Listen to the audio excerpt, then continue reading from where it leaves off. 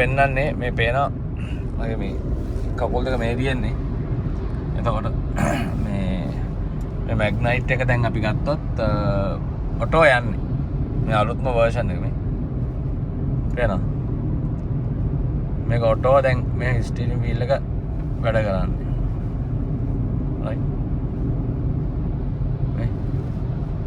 මේ අත මගේ මෙතනදී. පේනවා.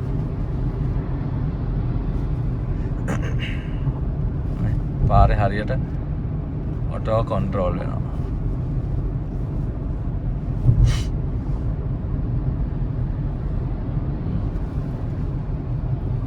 පේනවා.